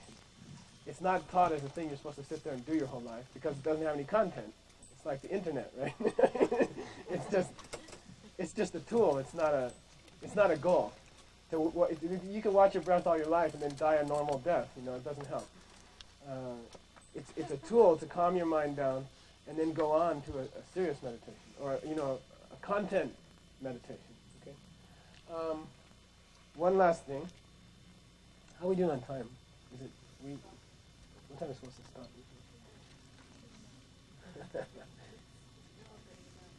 Soon. Okay. Last thing. If you go to the classes in New York, you know that means I'm going to wrap up in an hour or so. No, this really is the last short thing, okay? The Abhidharma then gets into a beautiful section, which is called Gusok Chushi. Say Gusok? Chushi. Gusok Chushi. I'll write it for you.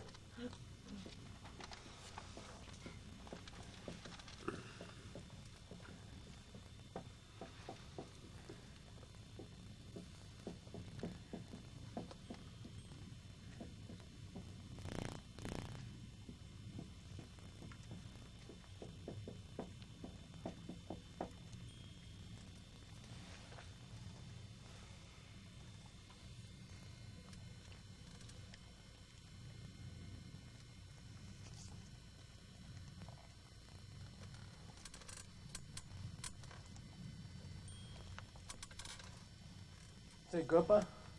Sorry, Gusok? Chushi. Gu means the goal, in this case. It normally means necessity, okay? But in this case it means the goal. Gu. Sok means etc. Etc. Yeah.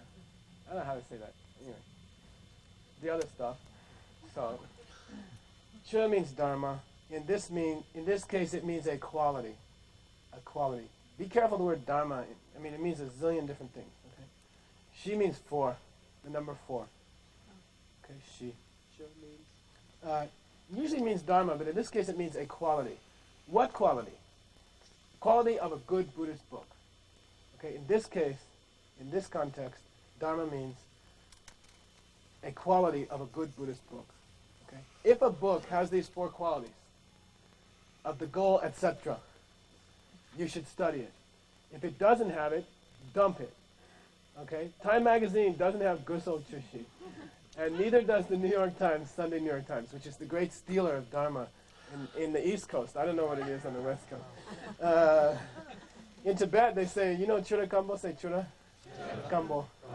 Chura kambo is that dry Tibetan cheese, those big chunks of Tibetan cheese. They say they were invented by demons who realized that the Tibetans were saying Om Mani Padme Hum too much. And it takes like 2 hours to chew one of these things, you know. And the New York Times is churakambo, okay? I mean, it's like 2 hours of wasted lifetime, okay? Sunday Times. If it doesn't have Guso Chushi, don't read it. You don't have time, okay? I mean, when you go in the bathroom, you can take one with you. I mean, you can't read Dharma in the bathroom, okay? So I always take a computer magazine or something. But otherwise, try to restrict your reading to something that has Guso Chushi, something that has meaning to it. Okay, what are the Guso Chushi? What are the 4 qualities of a real Dharma book? You can also apply this to modern books about Buddhism. You know, do they have Guso Chushi? You can check. You know, you evaluate a book before you dedicate your precious human mind real estate to it. It's very limited. Adult, clear thinking, unsick, unmentally afflicted, clear moments of thought are extremely precious real estate. You don't have much. You will die soon. The moments that your mind is clear, thinking, well-fed, well-rested, not working, not a slave at your office, you know, those hours are extremely precious. They're very few. And you shouldn't waste them on other stuff. You know, try to do something meaningful with those. How do you evaluate what's meaningful? Here's the Guso Chushi.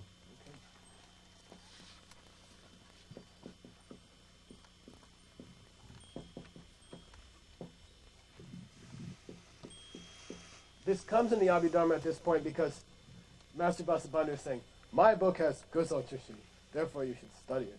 Okay? He's doing an advertisement. By the way, you got to remind me something about the first Dalai Lama before we stop. Okay? I'm getting old. Say Juja. Juja. Juja means subject matter. Should have some meaningful subject matter.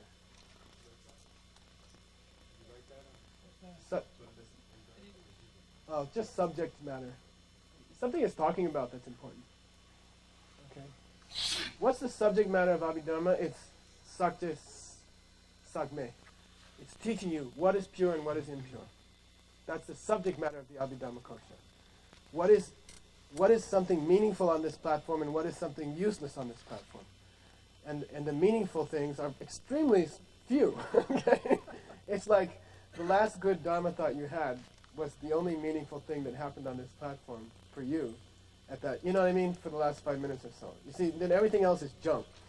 You know, everything else you're going to have to get rid of. The rest of your mind is something you're going to have to transform into something higher.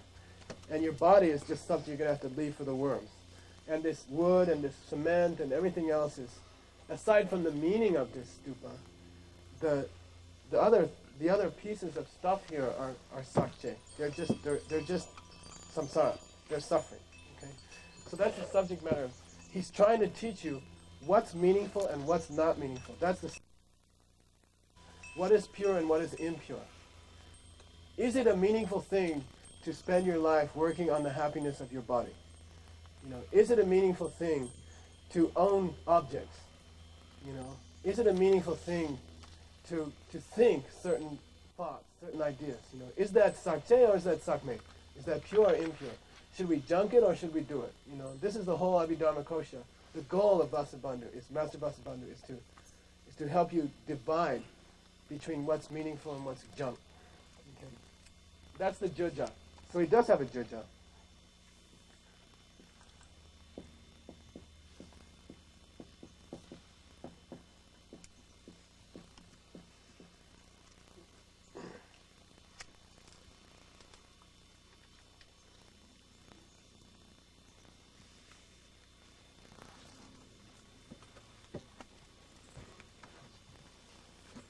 Say gupa. Gupa. Gupa. Gupa. This is the gup in Gusok, okay? Gupa means goal. What's the goal of this book? Does this book have a goal? When I finish this book, will I be somehow enhanced? Will I get something that I didn't have before? That's gupa. What's the gupa of the Abhidharmakosha? You should get the kind of discrimination or wisdom which can divide between this is meaningful, this is not meaningful. This is something I should spend my precious lifetime on. This is something I shouldn't waste my precious lifetime on. It's to get the student who reads the book to understand this stuff is meaningful and this stuff is a waste of time.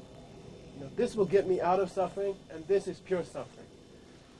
And the number of things that are pure suffering are much more than you thought. So wisdom is the process of learning how much stuff that you thought was in the happy category goes over to the crap category. You know what I mean? Okay, really. And that's Abhidharma. That's the goal, gupa of Abhidharma, is to make a new distinction between is this meaningful or not? Does it matter that my body is beautiful? How far should I go to keep it running nicely? How much time should I devote to that? Certain ideas, are they useful or not? No, it's a decision, right? It has to be enough to keep it going, and it can't be so much that you get vain, right? And it's a fine line. Okay, gupa. Number 3.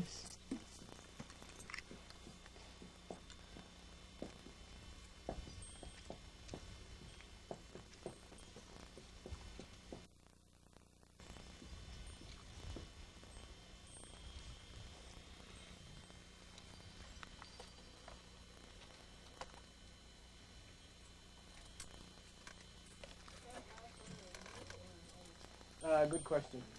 Let's call it. Say Nyingu. Nyingu. Ningu. Those of you who know Tibetan, this is not Nying, which means heart or essence, but it's obviously related. It doesn't have a head letter. Okay. Sometimes it's misspelled as Nigu, but it makes sense because Nyingu or Nigu means ultimate goal. Does this book have an ultimate goal? Okay. What's the ultimate goal of this book? Okay. Number 2 is a short-term goal. Number 3 is an ultimate goal. What's a short-term goal for the Abhidharmakosha? No, short-term. Yeah, just some kind of wisdom, knowledge. Okay. But that's not enough. You can die with that knowledge, right? You have to use it for something. Nyinga is to get to enlightenment, nirvana and enlightenment. That's the ultimate purpose of this book. Mainly nirvana in this school and enlightenment. If a book is not teaching you how to do that, and if a book does not contribute substantially to your reaching that, don't waste your precious lifetime on it. Okay, I'm not saying sectarian stuff like that. If you could live for 10,000 years, it'd probably be okay to read all that stuff. But you don't have time. You have to make a decision. You have to choose. Pick and choose, because you don't have time. Go for the books that are going to most immediately affect your mind and your heart. And don't expose your mind is very impressionable, as you're going to learn this week. The karma is the study of how impressionable the mind is. A few seconds of anger, we talked about it in New York, has the power to indelibly erase years of good karma in your mind. The mind is very, very sensitive territory. It's very, very sensitive. So you have to pick and choose what you expose it to. Even friends also, or what you watch on TV, or what you listen to, or who you're around, or who you expose your mind to. We should be very discriminating. We should be very selective. It's very impressionable, and it's very brief that you have a clear state of mind. So you have to very, very wisely choose what you're going to expose it to in advance. Do I want to walk over to those 3 people having that useless conversation at that table, gossiping about such and such a nun in this country that I've never been to and never will go to, is that what I want to expose my mind to? And then think before you go there. You have a choice. You know what they're talking about. You can kind of hear some words, Just go the other way. Just say no, and go somewhere else. And go sit somewhere else and have a nice lunch or something. And do some, right? Yeah. What happens when you're really tired? I can tell you last night about this great mental affliction attack I had. You feel like another Dharma book isn't, you maybe have 15 minutes or 20 minutes, and the New York Times crossword puzzle. Looks really good. There's moments for the mind, sometimes it's a rest for the mind, but you're saying it's damaging or dangerous? Master Shantideva, who's the master, right? He's the best one to ask, right? He would say, there is a time for recreation, and there is a time for rest, and there is a time to do the New York Times crossword puzzle. For me, it's science fiction novels by Ursula Le Guin, okay? And, yeah, that's definitely a part of Buddhist practice. You have to know wisely when to expose your mind to some sweet, non-harmful recreation. I think certain movies, which I like, are kind of harmful to your mind, and you have to, Like I go to movies. I'm planning this week actually, and there's a time for that, and there's a time to walk on the beach, and there's a time to be with your friends and just talk about, Clinton or whatever. And there's time, but you have to be. It's very, very. You have to judge it very well. You have to be honest with yourself. That's the hardest thing of all, I am really tired. The best thing for me to do would be to rest right now. And Master Shantideva, it's in the chapter on effort. It's in his chapter on effort. He says, you have to know when to take a break. You have to take the break wisely. You have to do it in a very relaxing, perfectly cool way. And then get your ass back to your Dharma work. And he's very clear about it. He's very, and he says that. He says to wisely know how to relax is a great Dharma skill.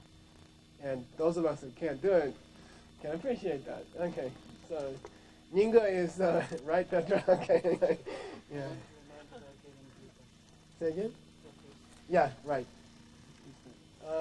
One more quality, and then we'll be done, practically.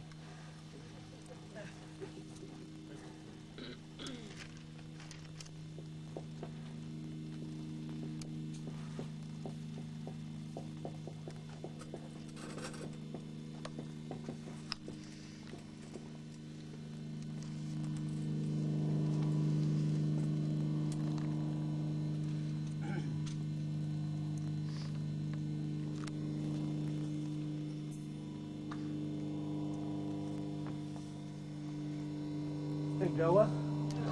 Goa? Goa means connection. Connection. And it refers to the other three. How so? Guess. Say it? Yeah. Are these three connected? Meaning, if I read this book, will I actually get that goal? And if I get that goal, will I get the ultimate goal? Is there an interrelationship between those first three? Is there a connection? And if there is, then I will study this book. And if there's not, I will put this book down. Okay? I'll tell you a lot of Dharma books. I think, my opinion, okay? And I'm trying not to break a bodhisattva vow. Like how to meditate sometimes, how to be calm, how to be peaceful, or something like that. I think sometimes they miss out on the Nyinga, Like I think sometimes they don't, it almost becomes a book about, what was that thing that you hooked your brain up to? And it's like alpha wave. It's the same as alpha waves. They don't go the further step and say, this is how this meditative state helps you reach nirvana. This is how it helps you to remove your mental afflictions. It's just a book about how to be calm. And I think they miss the Nyinga. So I would say be careful about those kind of books. It looks like a Buddhist book, but it's really just about how to be calm while you die and get old. We want Nyinga there. We want to know how it connects to overcoming death and old age, suffering. If it doesn't have that, I wouldn't fool around with it. Sometimes it just clearly doesn't have any of these things. It's just clearly it doesn't have much content at all, or the content is faulty. The person has made it up. It's not from scripture. It's not from the tradition. It's not from anywhere. It's this person's opinion. And it's going to die in 2 years. Come on, look at the bestseller list in the New York Times. We have this house in Connecticut. Somebody offered us a house.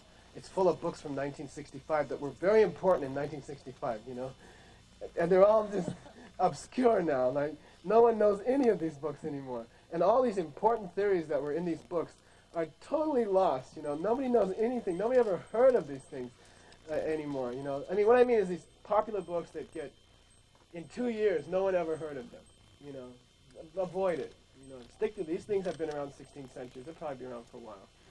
You know, they're good stuff. They've survived because they help people, and those things didn't survive because they didn't help anybody. And the books that are being written this year will be in that category next year, and that's why they drop off the New York Times bestseller list, because they don't help that many people, and then they get old and people go on to the next one. You know, so be careful what you devote your life to. Last thing, when I told you about what book, you know, if you meet Kyabje Ling Rinpoche's maybe reincarnation, I heard he's running around in the West nowadays. Ling Rinpoche's been to the West, right? So you never know. He might ask you. I forgot to tell you the commentary we're going to study. I told you the root text. The root text is the Abhidhamma Kosha. But most of our work during this course is going to be a special commentary.